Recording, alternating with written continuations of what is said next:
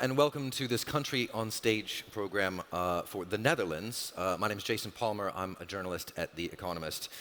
This is not the first time that the Netherlands has had a Country on Stage program. This is not even the first time that I have hosted the Country on Stage program of the Netherlands.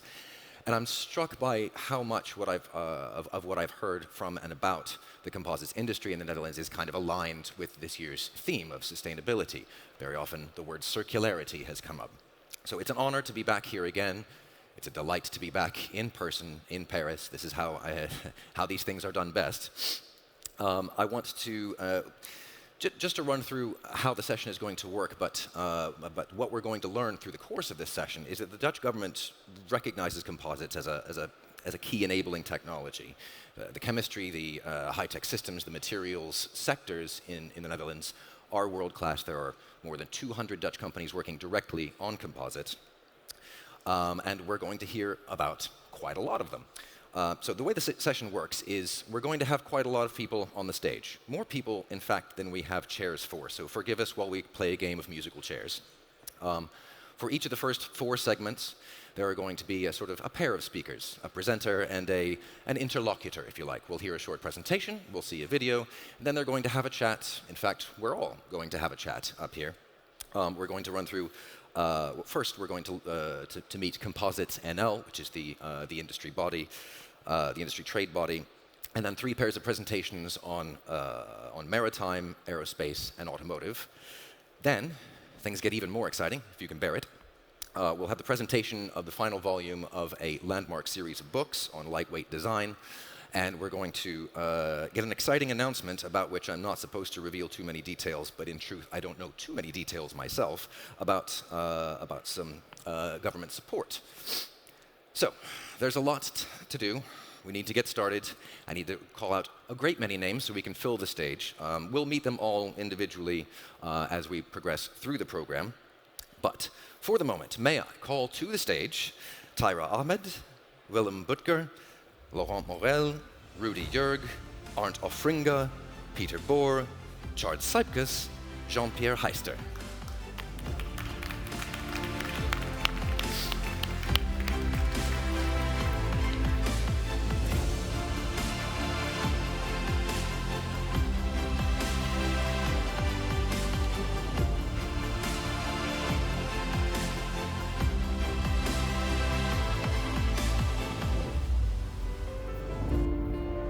Might it have been less confusing if I did one at a time, very slowly?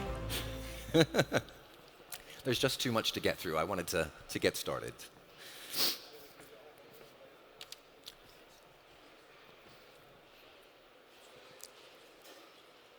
The musical chairs begins.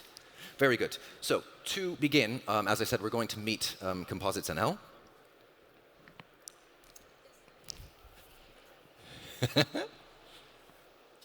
Hold on, 1 second.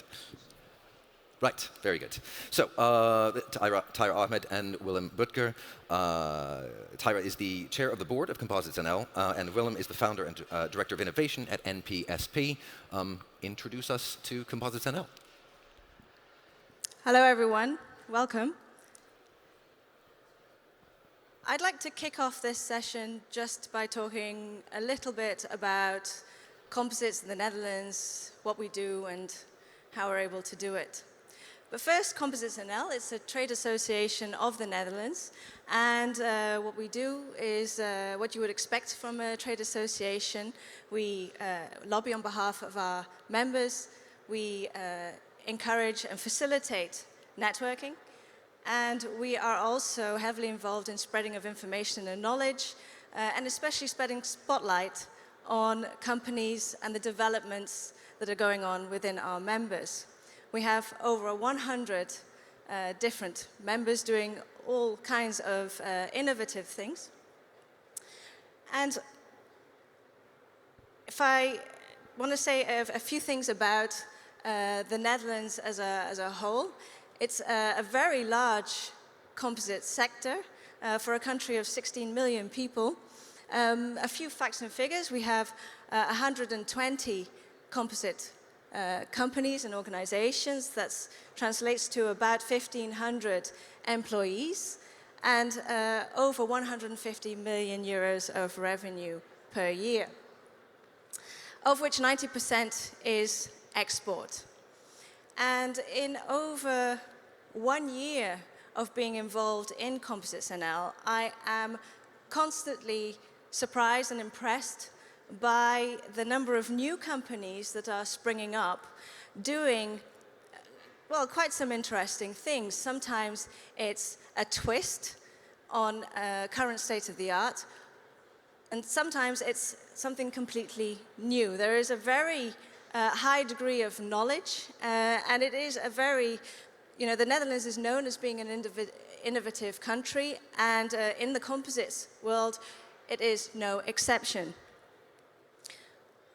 Well, a little bit of why I think this is the backbone is we have a very strong R&D sector. And not only that, we have some world-class technical universities. These are the universities that are educating our future workforce. So from the education sector, then we have engineering companies that do some very specialist engineering work. We also have what is actually the largest group in the composites industry, and that is materials and manufacturing. And they are working on a variety of things from vacuum infusion and your RTMs all the way to developing new equipment for, say, 3D printing or automative solutions. From the materials side, there are some interesting things going on in the development of, for example, bio-based materials and also new coatings. And all of these companies work across a variety of sectors, actually too many to put on this screen. But I think, as with many other countries, the full range of markets are covered in this small country of ours. Aren't we missing something, Tyra? Well, glad that you said that, because what is very exciting at the moment is that we have a small group of companies and institutes that are working on commercializing end-of-life solutions. And as we know, sustainability is a big question. It's becoming increasingly important for our sector. And we have some very exciting things going on in the Netherlands. So, finish with just showing the Dutch flag. I couldn't resist. And a little secret, I am not Dutch. So I'm not being overly patriotic, but I thought it was nice to finish with the three colors, the tricolor of the Dutch flag. And, I'm not Dutch, but I do have a company in the Netherlands. And I want to go back to this word innovation, and why I think innovation is so strong in the Netherlands is due to three, I think, very important factors. One, the Netherlands, it's, as I said, small geographically. It also has a relatively small population, but that means that collaboration is very easy. And there is a strong spirit to collaborate and to develop new ideas. The second is that there is a very small level of hierarchy. Everybody is on first-name basis. And so that makes it easy, regardless of your rank of experience, to share and discuss new ideas. In fact, it is actively encouraged. And the third, it doesn't matter whether you are a startup or you're operating internationally. There is a fantastic support system, both from our R&D institutes, but also especially from our government, to encourage the development of new ideas, but also to encourage business development. So quite a very nice country to do business in and with. Now, I want to bring Willem actually into the discussion, because I mentioned a little bit about this growing number of companies that are working on end-of-life solutions. It's a long road that we have to start on, and just would like to hear your thoughts on where do we start and how do we get to where we need to go? Thank you for giving me the floor. I'm partly also professor in Advanced University of Applied Science, and we do a lot of research on end-of-life solutions for especially biocomposite materials. And it all starts when you design materials, so you have to think of design for disassembly, so how to disassemble the material at the end of the lifetime. So we do a lot of research together also with the companies sitting here on the stage. And at the moment we're also focusing on end-of-life solutions, so that it's possible to grind materials, to reuse them as a filler in new materials. But we're also working on chemicals, sulfolysis, so to dissolve the resin again, and you can reuse the fibers and also reuse the building blocks of the resins. And there's an interesting part I will show a little bit about the biocomposites we are developing. So we replace glass fiber with natural fiber and standard resin with a bio-based resin.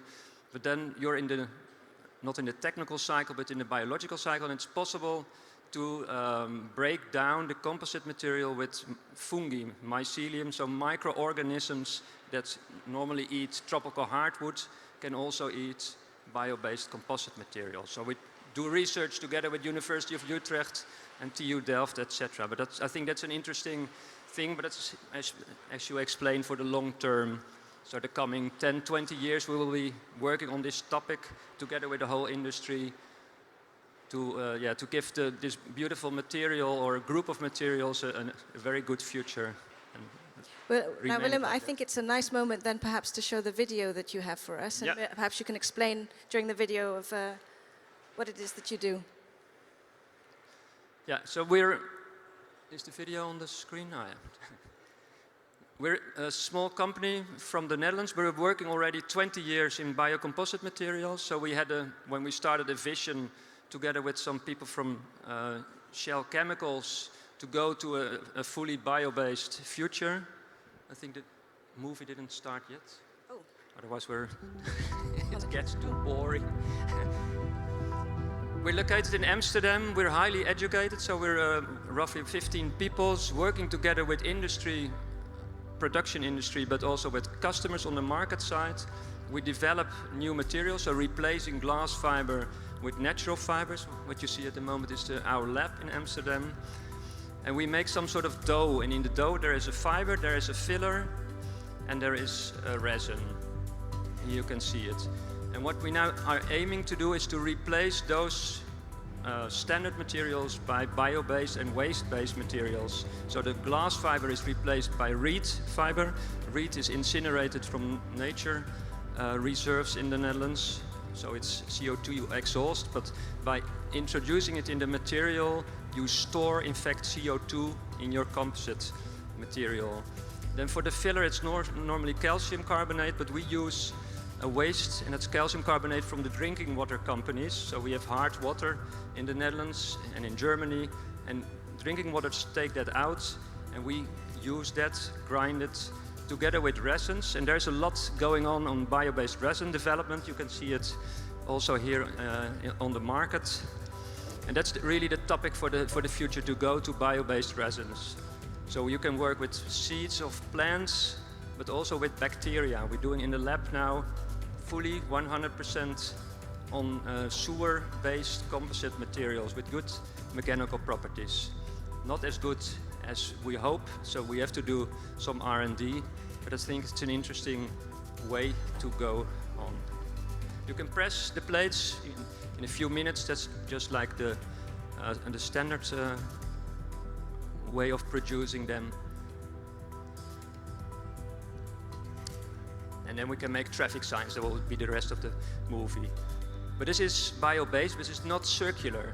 So what we do now at the moment is also looking at end-of-life possibilities. So we can grind this material and replace the filler with the grinded material. And what I was telling, in the future we want to, and we were doing the research now with mycelium, so the fungi, it's like a mushroom eating the material, and there are some interesting research going on in the world to beat the strong adhesion between the fiber and the resin, and to break down the material at the end of the lifetime.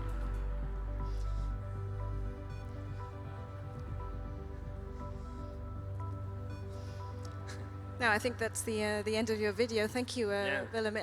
It's very interesting that you showed there some end products, and those were traffic signs. What are the plans for the future? Are there other products? Oh, I apologize. It starts all over. Are there other products that you foresee that we can make with these bio-based materials or these new recyclers?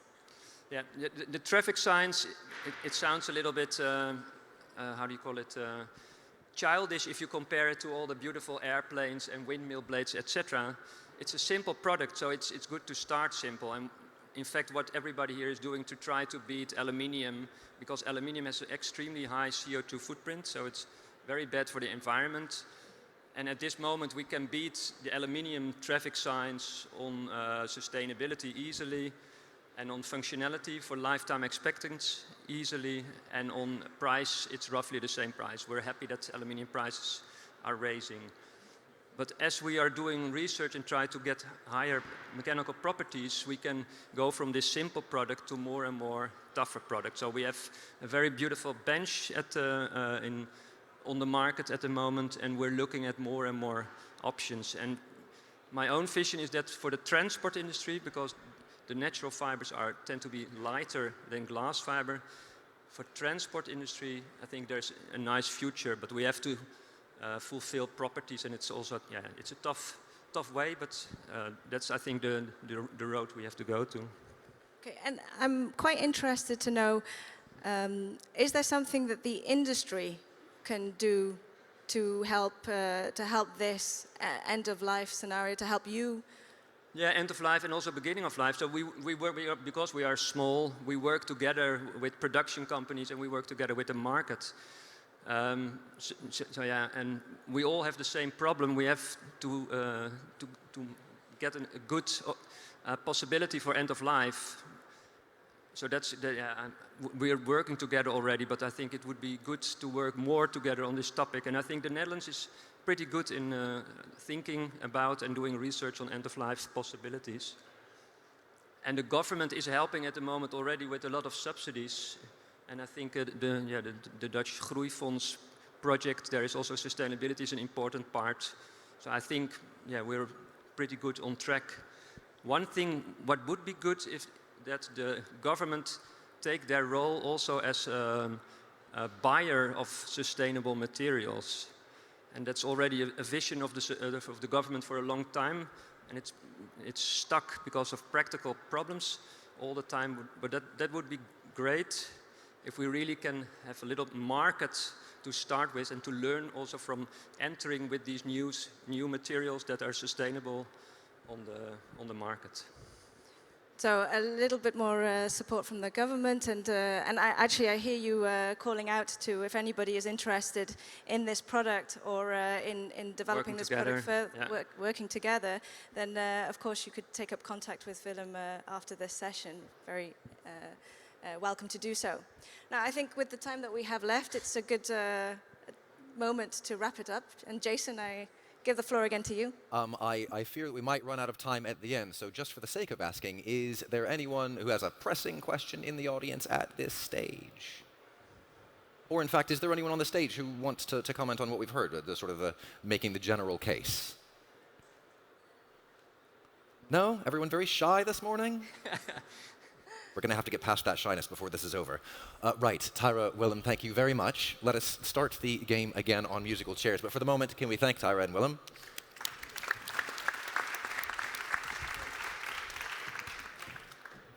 You've already seen a hint there on what is coming up next. We're going to hear about the maritime industry in the Netherlands, and we're going to hear from Laurent Morel, Manager of Operations at Infracore, and is also a board member at CompositesNL, and from Rudy Jurg, Sales Manager at Randall, which sells sailing components. Gentlemen?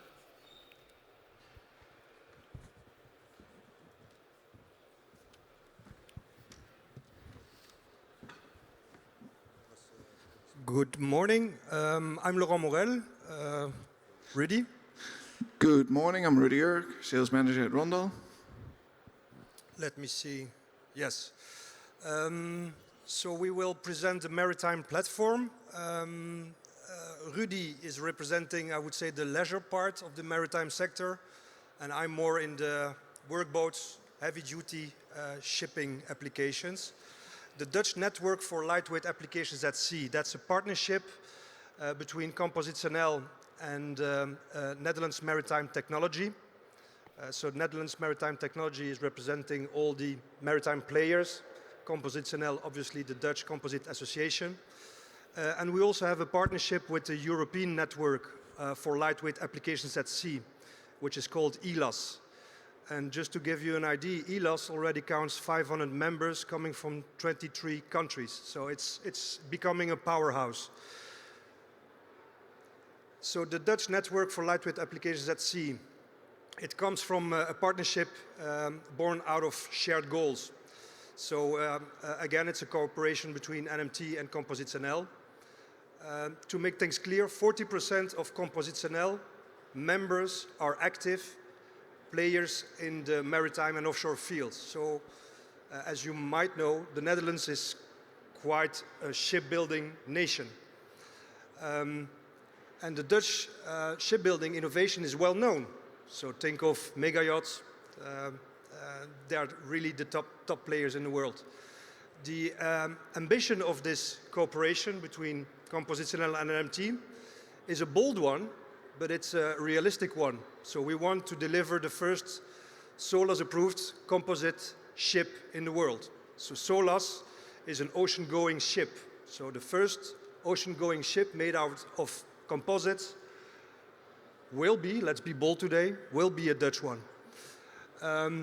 This cooperation is based on cooperation and knowledge sharing.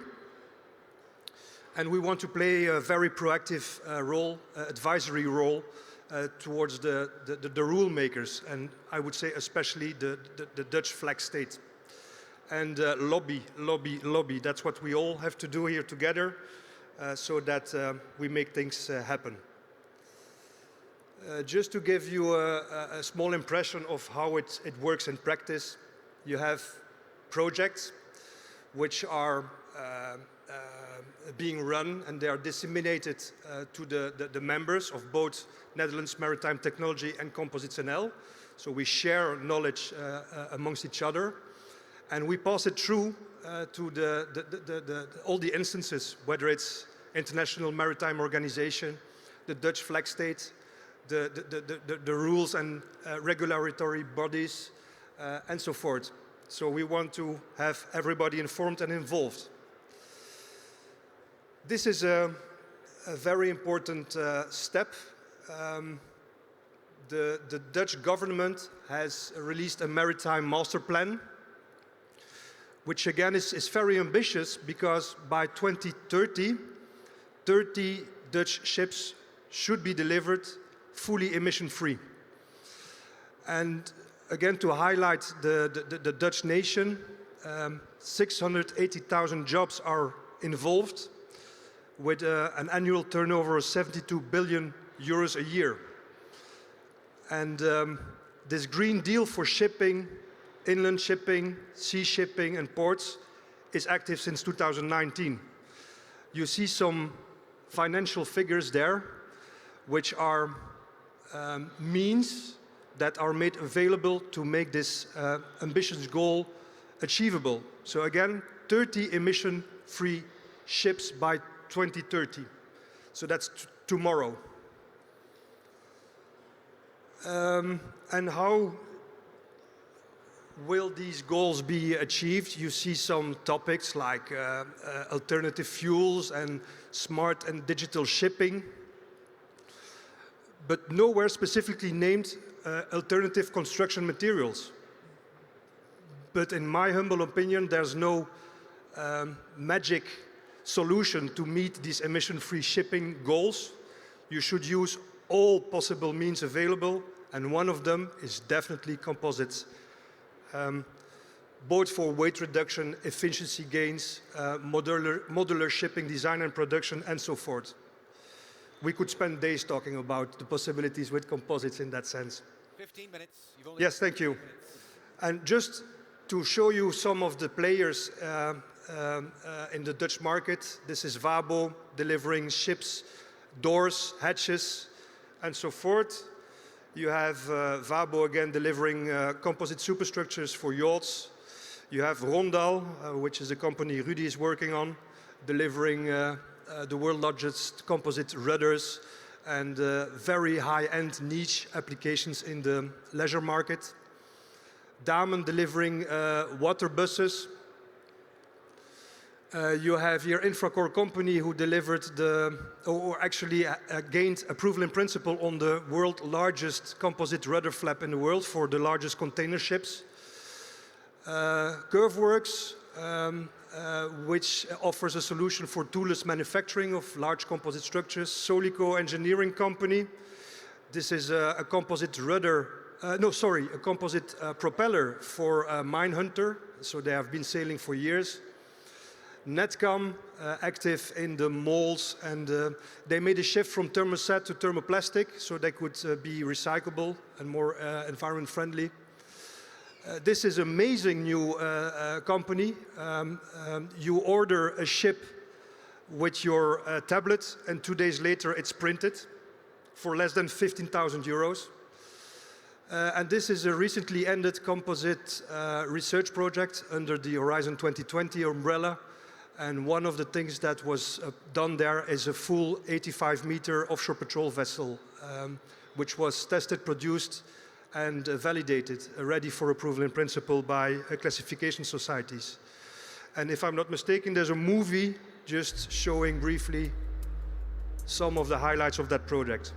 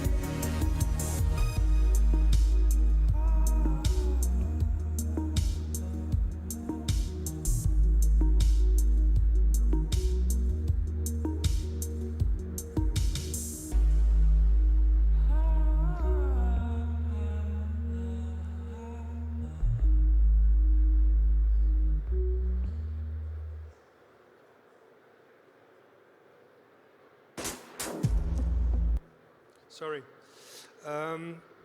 So we will start the interactive discussion, Rudy and I, and please, audience, raise your hands if you have questions, because we will definitely give you priority, and we will fill in the gaps in between. So are there already questions coming from the audience, ladies and gentlemen? Not yet. Everybody, Not yet, very sure. but I'll come. The project is very ambitious, zero emission commercial ships by 2030. We almost got to start designing now and get ready next year to start making tooling. But what do we need to do to make it happen? Have we also thought about through life costs to convince the authorities that building a complete ship in composites is an option? There's a bridge between the previous presenters and us. This European project is very simple. It has demonstrated everything which you are referring to. So the ship was designed, the ship was produced partly, so a compartment. It was tested, it was validated, it's ready for certification by classification societies, so it's ready to be built. There are means made available by the Dutch government to reach this ambitious goal by 2030.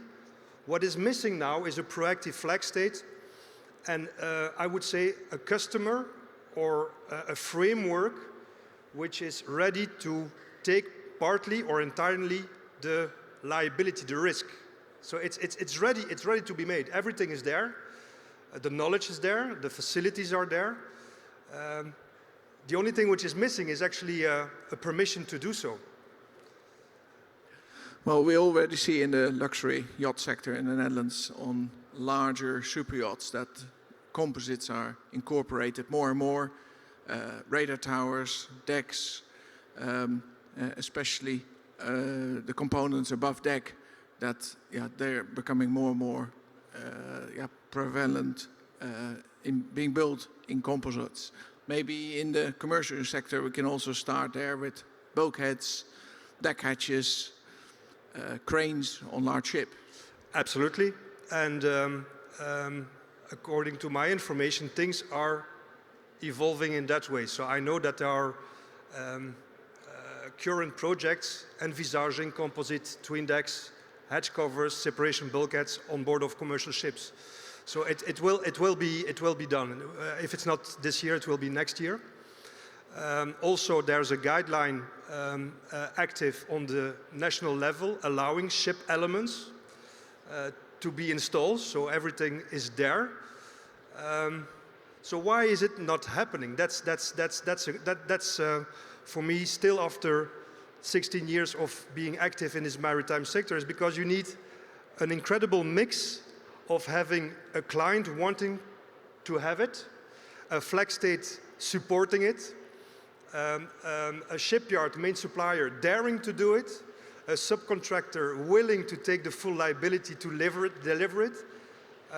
So you need a matching moment of people around the table, which could be again facilitated by an active, proactive government. I would say the Maritime Master Plan is the opportunity to have things done right now.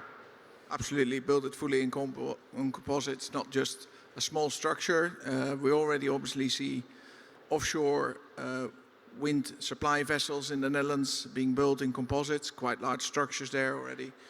And obviously upcoming is quite a few defense projects in the Netherlands. They've already renewed the Army, the Air Force. It's now the turn over the coming 10 years for the defense sector to start investing in new ships, where we're hoping obviously to incorporate a lot more composite. That's correct. So the Dutch Navy is, as we speak, ordering new frigates, new submarines. This is the opportunity to have, again, the Dutch sector playing an active role in the application of composites in those products. One thing we should also briefly elaborate on. The main thought is that composites are more expensive capex-wise, so purchasing-wise, and that you will earn it back through life. That gap is closing rapidly. During this European project, we have proven that we could be cost competitive purchasing-wise as compared to steel. And that's by looking at the overall product. You create a lighter ship, you need less propulsion power, smaller engines. If you make the total calculation of the end cost of the ship. Better stability, very important for the crew. Exactly. You could be, in 2022, cost competitive purchasing-wise with composites as compared to steel.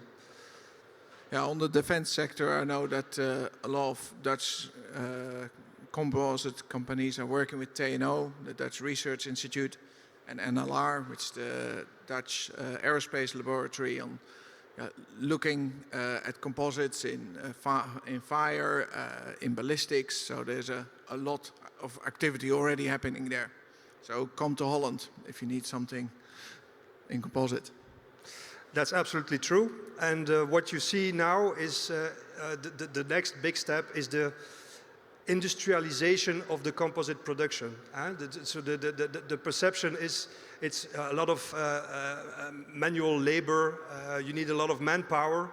You see a huge step in towards, I would say, the industrialization. I'm not saying automation, industrialization of composite production. So I see the time is running out.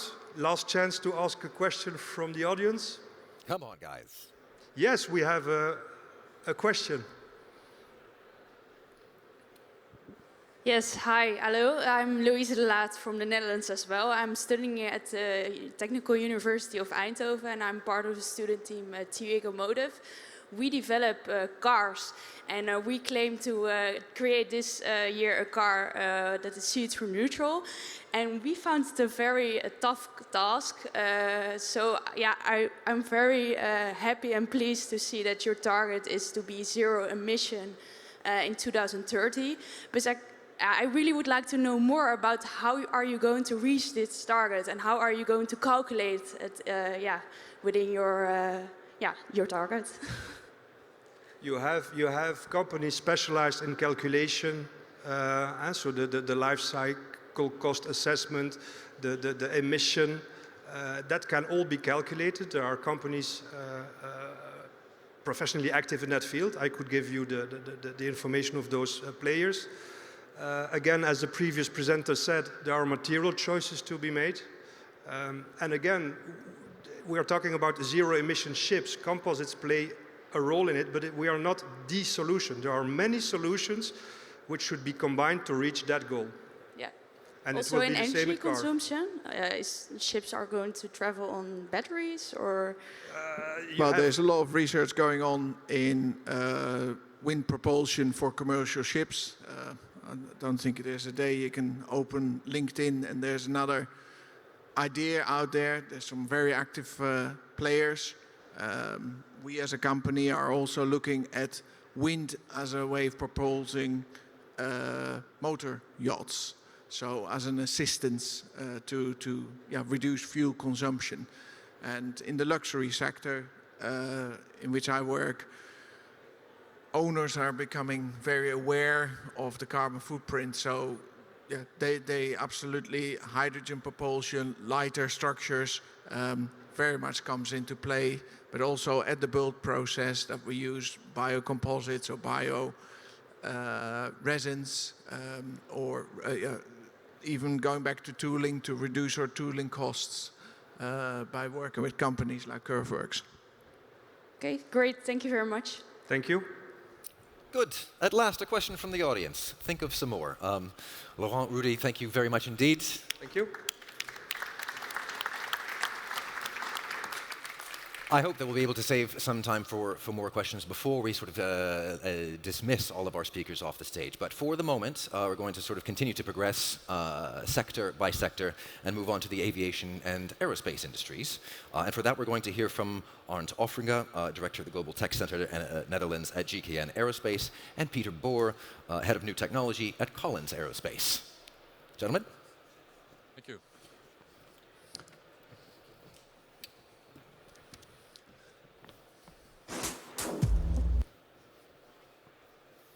So, ladies and gentlemen, I'm Arndt Offringa, GKN Aerospace, formerly Fokker, and Peter Boer, Collins Aerospace, formerly DTC. Yes. That's correct. So, our pleasure to tell you a bit about aerospace composites in the Netherlands. So, first of all, a picture of the world map, and you'll notice the Netherlands is really a very small country.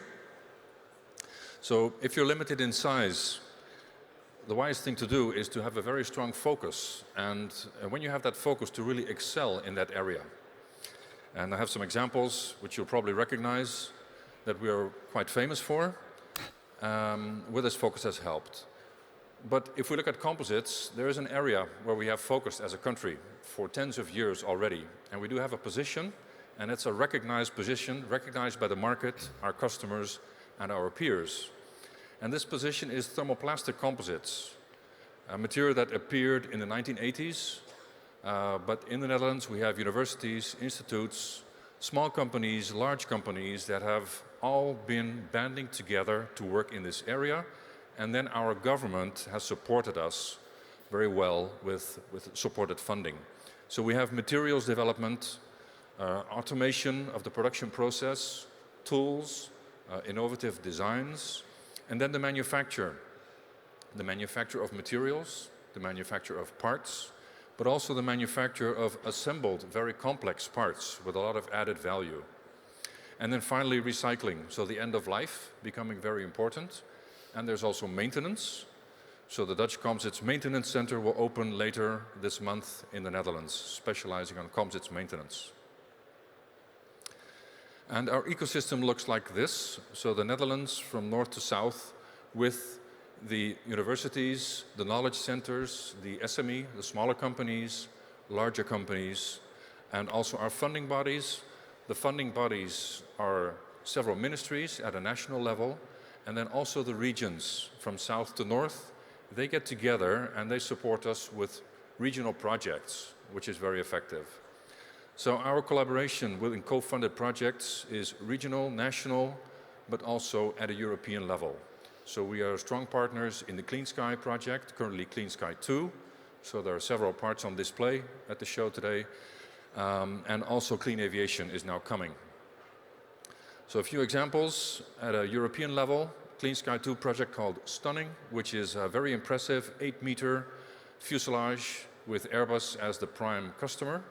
And in the Netherlands, we are building the bottom section.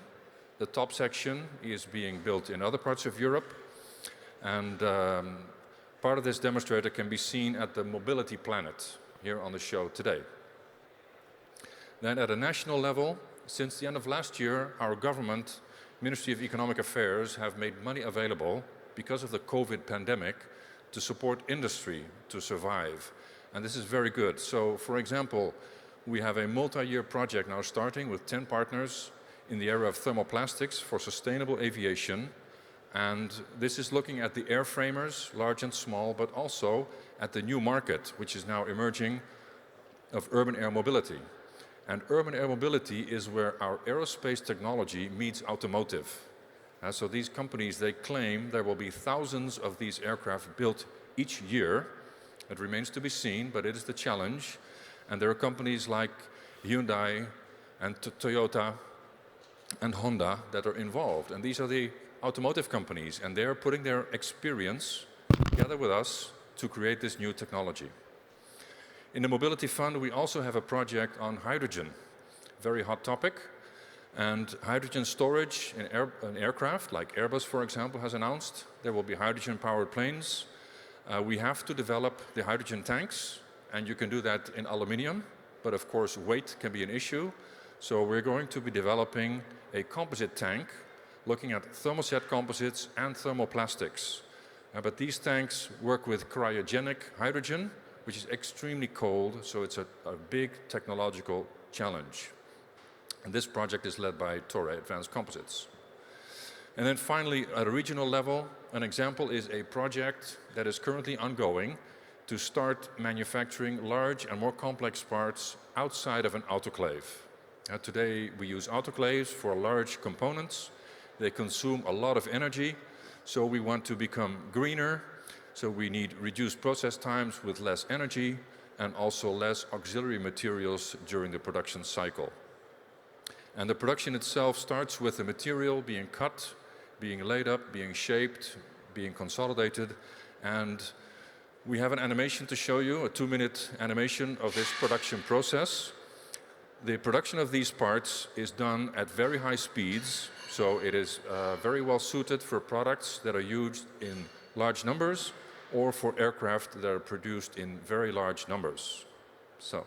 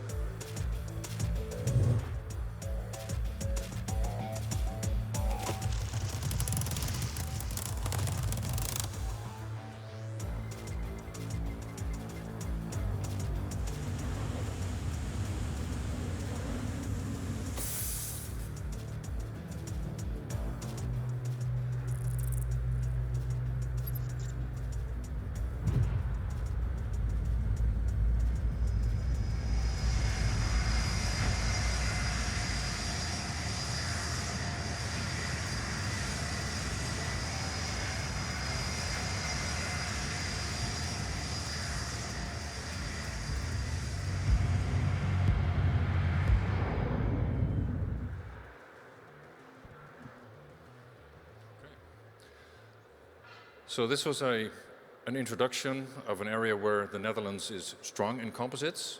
And yeah, I'd like to start the discussion by asking Peter. Peter, so we are apparently very successful as a country in this field. Do you have an idea why we are successful as a small country?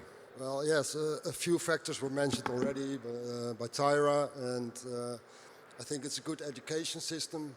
Strong universities, technical universities in Delft, Eindhoven, Twente, working on composites and especially thermoplastic composites since many years, since the 80s, and always kept working on this. There is the inquisitive spirit, I think, and the entrepreneurial spirit that we have in the Netherlands.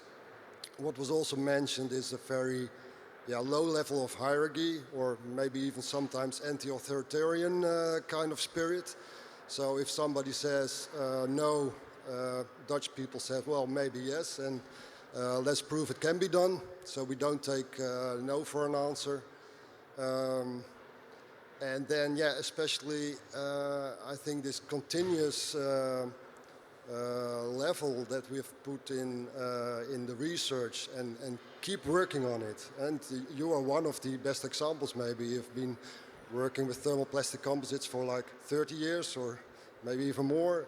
I myself for about 25 years.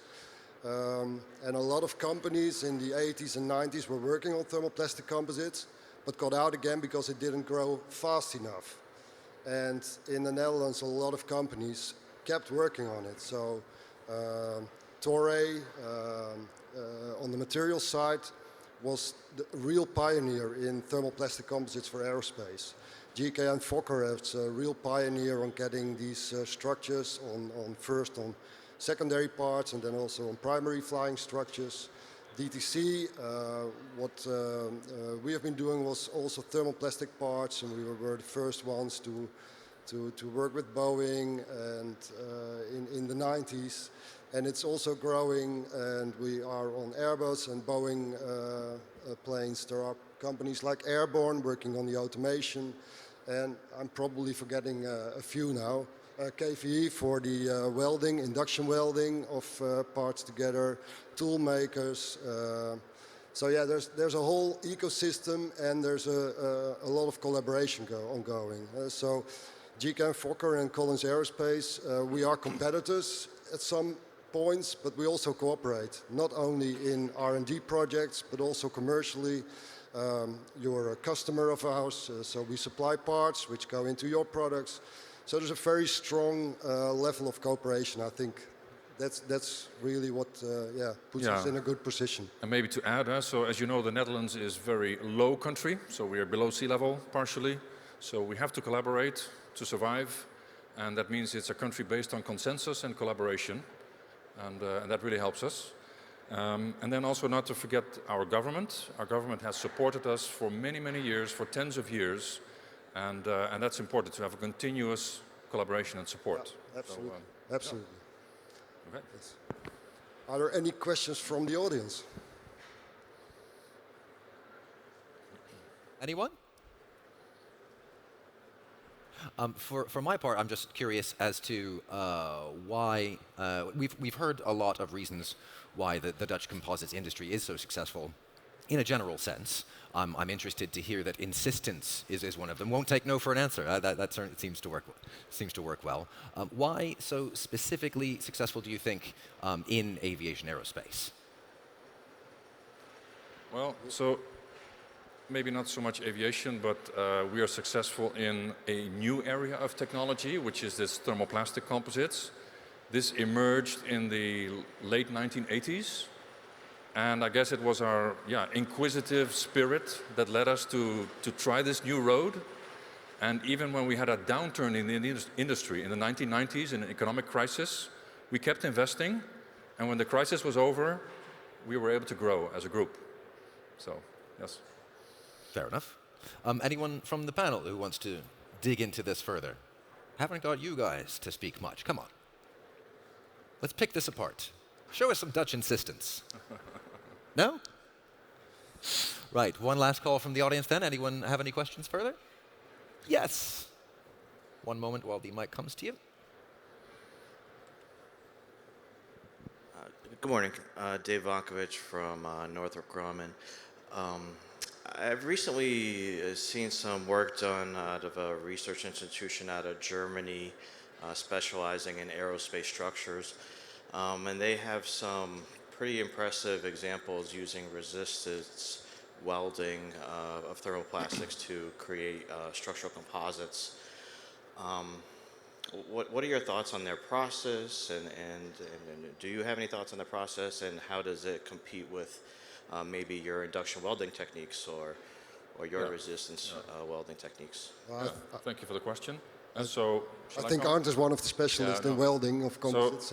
So there are different welding techniques like ultrasonic, resistance, induction, conduction, and actually we have used resistance welding for many years in series production with success. So I think it's a fantastic technique. It's excellent. But it's one of the technologies. So I guess depending on the product and its requirements, you choose the best welding technology, and resistance is one of them. It's excellent. So we're not confined to one technique, basically. And the work being done is excellent. I concur. Thank you.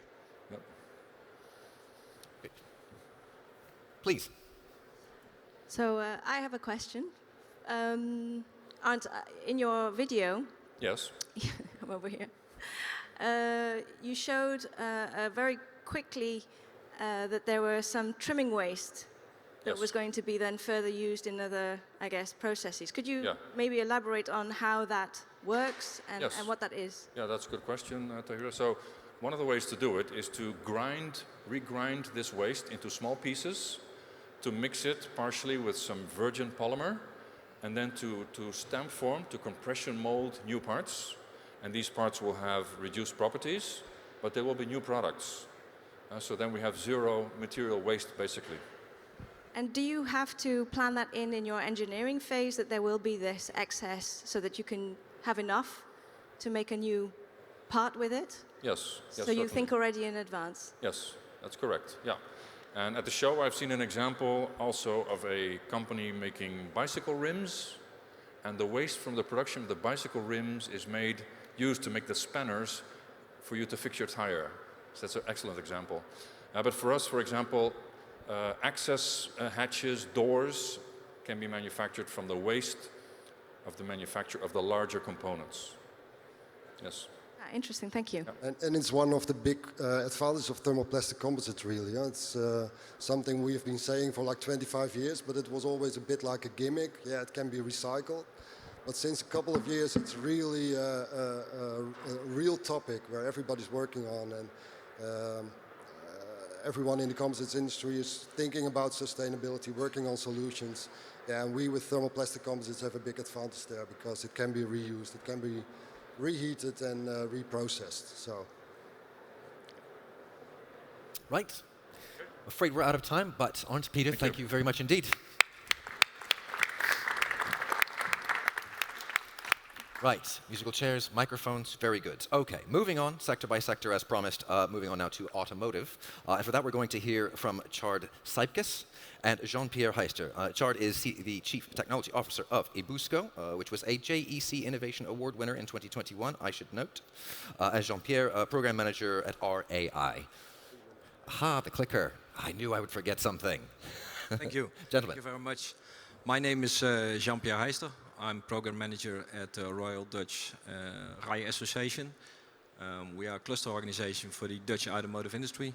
We have an industry of approximately 25 billion euros of turnover, 55,000 people direct employee, and composites material is a really important construction material for the automotive industry to get on the CO2 demands we have in the future, in the near future. And Ebusco is one of our members, and they have a great example of using composite material in their construction.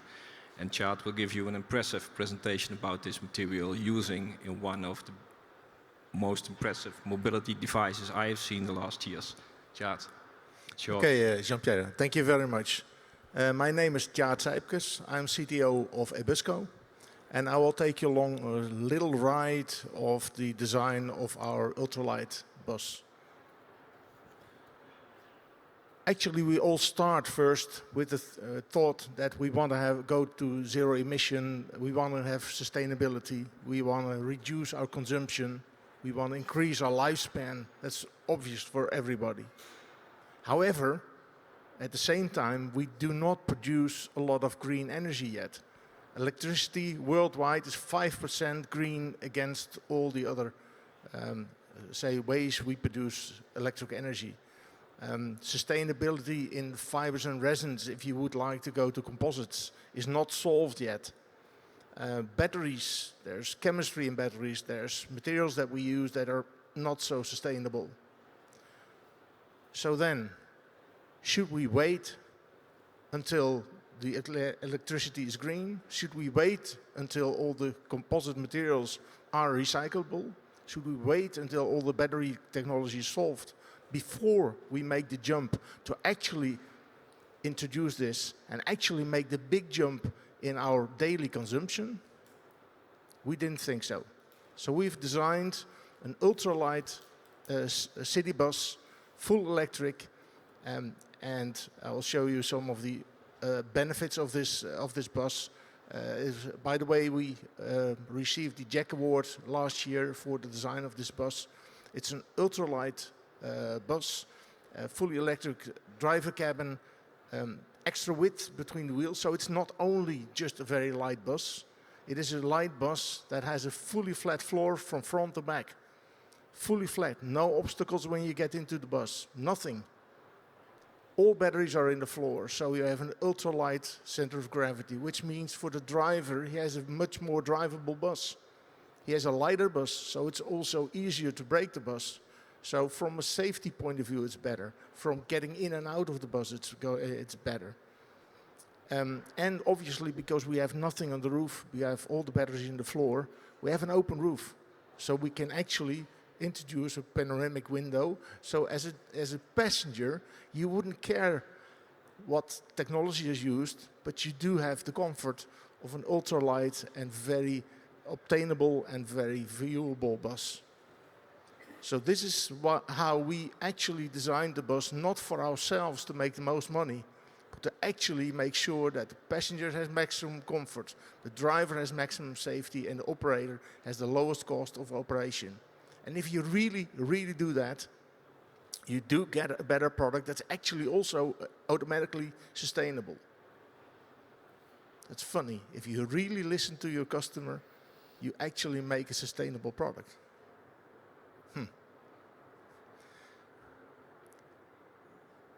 I'll give you just a few slides on our composite technology. Yes, we use a lot of composite technology. Yes, we use a lot of also what Arndt is doing of the aerospace technology. So there's a lot of cooperation in the Netherlands, and there's a lot of knowledge transfer between the different automotive, aerospace, maritime, to make sure that we all use whatever technology is generated in different markets. We're not competing in those markets, so who cares? Battery technology, we have made the choice not to use cobalt-containing batteries. So to make sure at least that although batteries are still not the most sustainable product in itself, we have to make the choice to not use certain elements in our batteries. Therefore, we sacrifice a little bit of that weight that we gain. However, this makes us as sustainable as possible. And it's not only about the product itself, it's also about the operation of the product. So our buses are online 24 hours a day with all their data. Every data point that is transferred through the bus in the digital system is online achievable.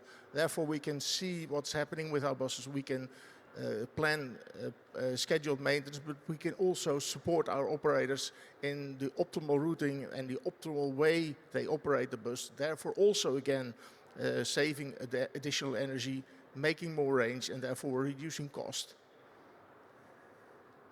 And obviously, a full design process, production process in-house, in this case, in the Netherlands, where we build our bus completely. So both the composite parts and the full integration of the bus. And we've built it such that we We can build any variant of our bus on the same production line, fully integrated.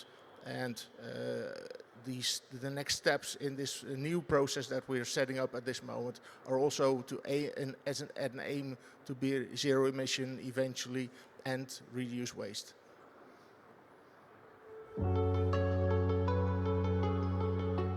So the winner of the category Automotive and Road Transportation is Honda's Operation.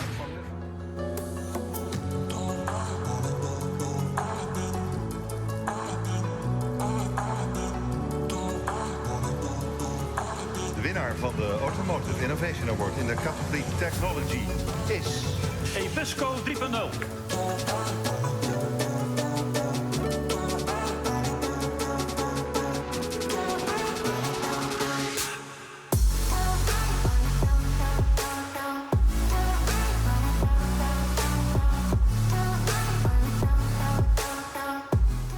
Maakt elektrische bussen met lichtgewicht materialen en technieken uit de luchtvaart. De medewerkers vertelden me hoe ze met een klein clubje waren begonnen en hoe trots ze waren op het succes van hun team.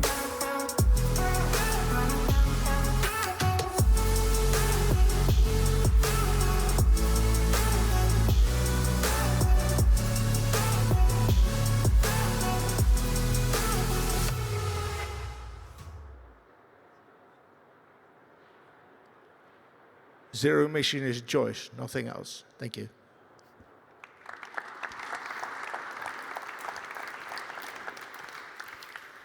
Right, Jean-Pierre, do you have any questions for Short? I would like to draw some of this out a bit.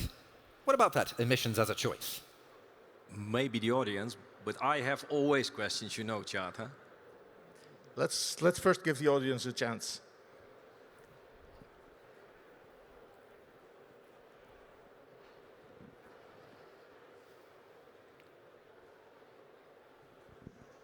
What is your biggest challenge engineering-wise to build such buses to go on also for other products? Not for other products. We are only focused on buses at this moment. Our biggest challenge is to make sure that we do not get stuck into the doctrine that most of our competitors do. So basically, we all, including myself, are stuck in certain doctrines, assumptions that we do, or we accept certain things. We have accepted for many, many years that we pollute ourselves.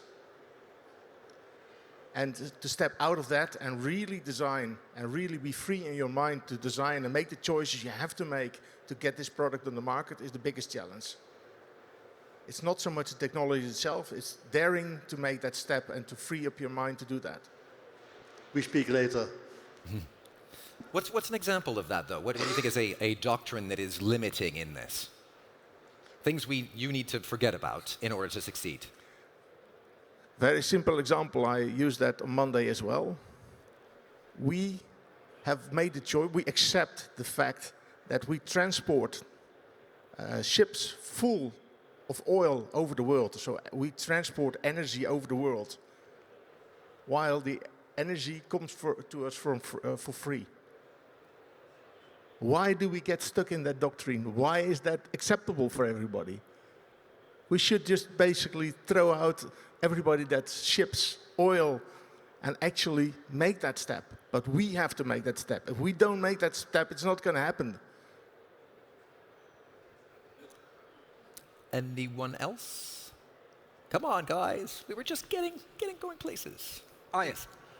Out of curiosity, how many buses do you produce already now annually, and what could be your delivery rate in the very near future? Just to give an idea of the volume. Yeah, just to give you an idea, our company was started in 2012, so it's a relatively young company.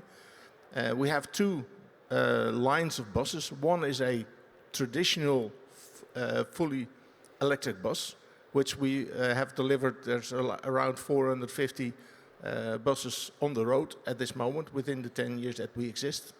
Our production, we have 3 prototypes of our ultralight bus driving at this moment, 2 in full operation to actually get operational experience.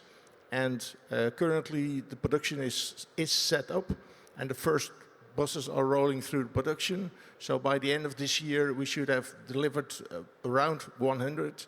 The schedule for next year is around 400 buses per year. Yeah, I can see a nice overlap. Learning from your technology also in building water buses, water taxis, to have a fully integrated transport solution in the Netherlands, because obviously it's a small country, lots of traffic. So maybe we can make use of your technology also. I'll be here, so just talk to me.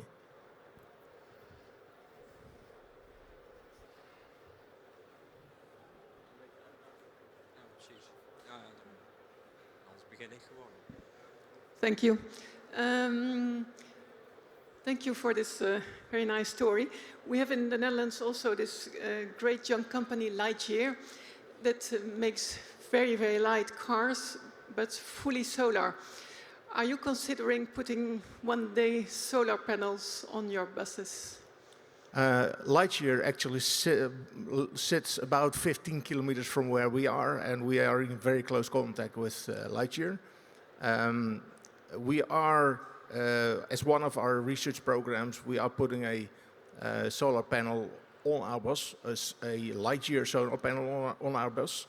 However, for a bus, the amount of energy you still need is so much more, and the surface is not that big that you can add about 10 kilometers per day on full solar. So for what we need, that's not big enough, but at least we're trying. So just to see where we get, and because we might use this for other purposes than just to add range.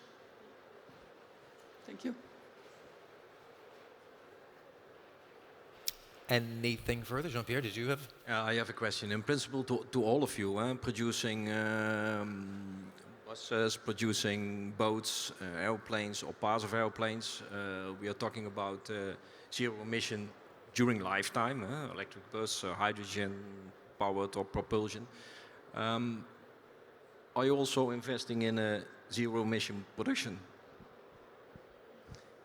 We've definitely started research in zero emissions, so to build commercial vessels with wind assisted. Whether a commercial vessel would be fully operational back 100 years ago when we sailed the oceans, back to that, I don't think that's going to happen, but certainly a massive reduction in oil consumption.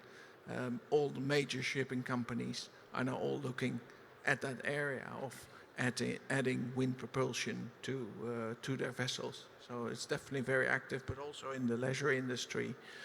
The motor yachts I was earlier talking about, how can we add wind assistance to that? So it's definitely for our company something we're focused on. Okay. And also already built prototypes. Yes, and for aerospace it's the same. So we have targets, strict targets to reduce our emissions in production. And for example, going away from an autoclave instrument to other technologies helps very much. Yep. Okay. Yeah, and Ebusco has a roadmap to go to net zero energy, reduce waste, use the right materials, full sustainable materials. That's under development at this moment. It will take a few years to get there, but that roadmap is there. But that doesn't stop us from making the jump now. Understand. Thank you. Right, if that's it, we should probably move on. I was hoping we'd have time for some questions for the panel in its entirety at this stage. Does anyone have a burning question that couldn't wait until after the session? I would say, please do. Oh, there is.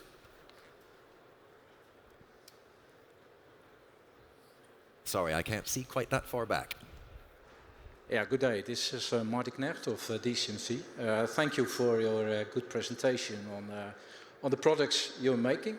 I'm more or less representing a part of the MRO world, and we see a lot of products coming in composites. But currently, MRO is struggling with doing business or maintenance on those products because those products will be in the field for a very long time. Some aerospace products will be there for decades. How is the industry dealing with that? Is there a link? You could think of a link towards the MRO industry, so that that industry is also innovating on composites.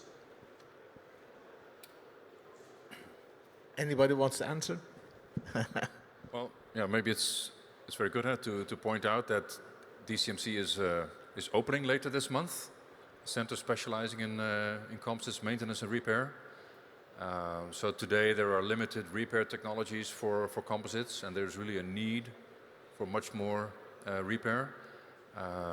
End of life, and there is more and more work on recycling composites. So yes, it's something becoming very important. Yep. Maybe I can add to that. I agree with Arndt. Our buses use structural composites. However, a bus is just a bus, so we can live with fairly rude repair methods if needed. So at this moment, we are not too worried about damages and repairing damages. However, we will be part of the DCMT to make sure that more advanced methods will be made available in the market. Okay, and I hope that the Netherlands will also play a role in that development, and hopefully other countries will join us in that respect. Thank you. Thank you. Right, one more time, thanks for all of our speakers. If you guys could make your way off the stage, please. Again, the game of musical chairs. But for now, thank you all very much.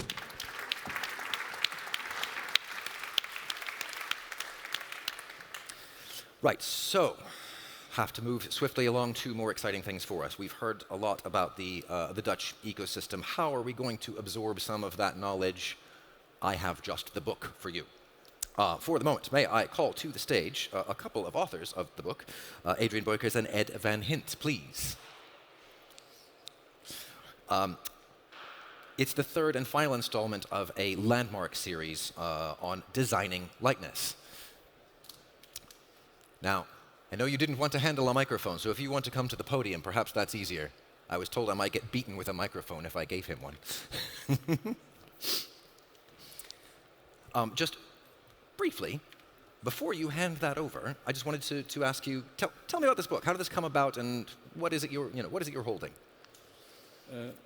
What I'm holding is, well, there's been a lightness book before, and this is really a very extensive update in which sustainability has made an explicit appearance rather than just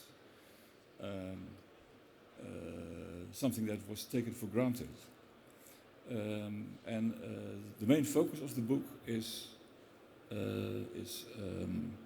reduction of energy consumption and reduction of material consumption. And that's what lightness, where lightness really makes a point. Do you have something to add to this, perhaps? Well, I was inspired by Charles' comment about doctrines, and it's amazing that we are navigating oil all over the world just to burn it. And oil is a very precious material which can be used to produce precious materials. From the precious materials you can produce precious structures. And that's what we are doing in the Netherlands.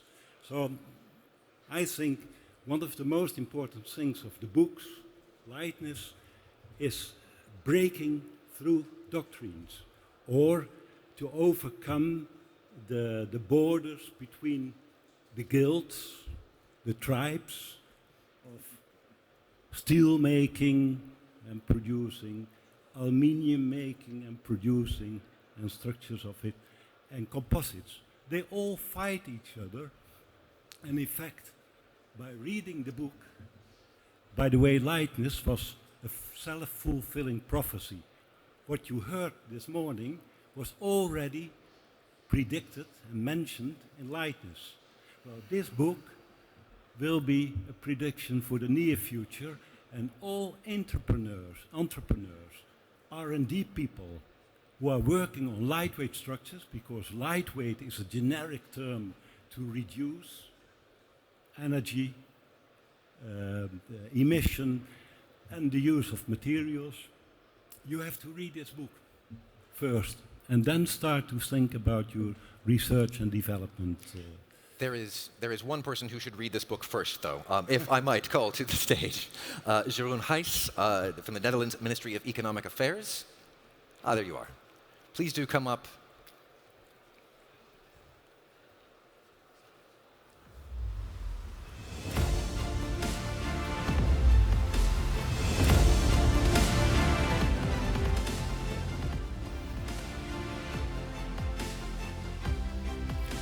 Right. First reader, do pass it on.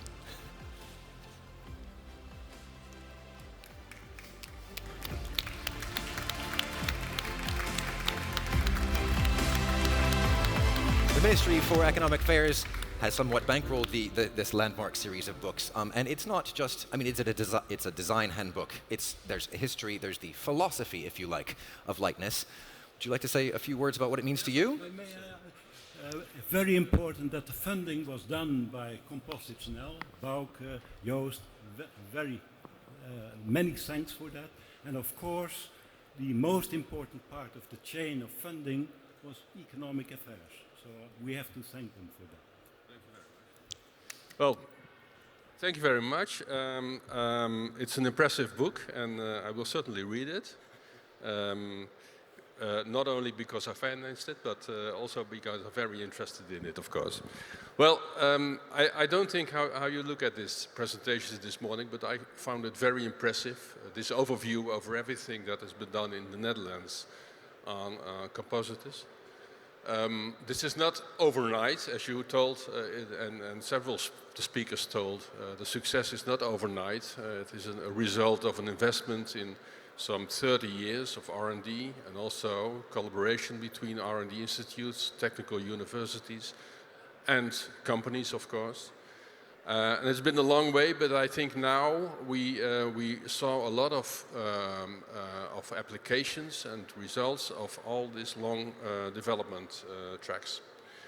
It's very impressive to see how things now are applied in shipbuilding, in automotive, in aerospace, and one thing that hasn't been on the stage yet, but that's also very important, in wind turbines. So the blades of the wind turbines, the application of composite materials in that is very important. It's strong, it's lightweight, and it's possible nowadays to make blades for over 100 meters long. So that's very interesting also from the point of view of sustainability. Well, I will take this book. It's very interesting. We support industry, as you mentioned. We think that for the Netherlands, this is a rather small but very important new branch of technology, and it's very interesting to see that so many companies are active in this. Over 100 companies in the Netherlands are active in this field, and 40 of these companies are present at this JEC today and these days. So please, all the guests, go to these companies, have talks with them, try to cooperate with these companies and try to do business also, because that's why they're here, of course, at the end of the day. Thank you. Right. Adrian, Ed, thank you very much indeed and for introducing me to the book. If I could ask you to make your way off the stage, and if you can stay there for a moment. Thank you very much. I'm told that you have some news for us. So before you pass it on, might I call to the stage our last guest. The parade of people ends with Arno van Morik, CEO of Airborne International, for this last part of the session. Thank you very much, gentlemen. Don't leave me in suspense any longer. Yeah, of course. Thank you very much for being here, and we cannot let you leave before you give us a bit of a hint what more support the government can give the composites industry in the Netherlands. Okay, I can do so, Arno. Well, in the Netherlands we have a big new fund that we call the National Growth Fund, and that is about 20 billion euros for the next 10 years, 15 years. And we spent those euros on large programs, research programs, and collaboration programs with research institutes and industry. And 2 weeks ago, we had the announcement of the new round of these programs from the new call. And there were selected over 20 programs. Some of them were very important for composite industry. And well, I can say that for 3 parts of these programs, it's very important for composite industry. One part is the development of new thermoplast composite. The second part is for manufacturing and production techniques. I think you are very well acquainted with that, so maybe you can tell something more about that. And the third, also very important, is the end-of-life solutions. And some of the people already spoke about that. End of life, that's, well, of course, very important because, well, although composites industry are very durable, they also have an end of life, and then you have to reuse them and recycle them, and we need new techniques for that to make it more sustainable as well. So for those 3 programs, which are part of larger programs, Dutch government will spend some 85 million euros for the next 5 to 10 years. And I think you will be very pleased with that. Definitely so. And with this support, this also introduces more of a push on the human capital agenda. Have you any thoughts on this as well? Yes, we have some thought on that. And maybe that's, well, an important part of the second point that I was pointing at. Because the human capital, well, you know, production nowadays for composite materials is very labor intensive, and we should reduce that because of the shortage of labor. And so the second part that I told, the new production techniques are very much focused on producing with less labor, so automation, with smart robotics, with AI solutions. So you can have the production with less use of labor. So that should help us by lifting the production without having a labor shortage on that point. Yeah, and I think what this money does is not only push the 120 companies that Tyra just showed on the board, but I represent the SMEs from the high-tech systems and materials. And what we do is actually combine not only composites, which is part of high-tech systems and materials, but also the equipment manufacturers, the robotics companies, and the institutes. Because what we really want to do is to harness all this knowledge that Adriaan is referring to and turn that into production platforms. Those platforms will help all these applications that you've seen, these fantastic applications that you saw today, but also will become an export product by itself. We will export knowledge, but not knowledge as such, but robots, algorithms, and making sure that we can help those companies create more lightweight and sustainable solutions anywhere in the world, from the Netherlands. And we have to thank you for that, because it's not only supported by the Ministry of Economic Affairs, but also really pushed through the system. Thank you so much. It's a game changer. Okay. Thank you. 85 million, you said. I'm sorry? 85 million. Million, yes. 85 million euros over 5 to 10 years. I was told there would be confetti and balloons and fireworks. We'll have to leave it there. In any case, thank you so much. It's a very exciting announcement. I imagine then that the Dutch Country on Stage program next year is going to be even more exciting, and through the next 5 to 10 years. That brings us to the end of the program. I have no doubt you do have some questions that you didn't really want to ask during the program, so please do talk to our speakers just outside. There will be another Country on Stage program coming up, or head to the booths E80 and E82 in the Dutch Pavilion. Gentlemen, thank you very much. Thank you to all of the speakers. Thank you, the audience, for coming, and enjoy the rest of the conference. Thank you. Great pleasure.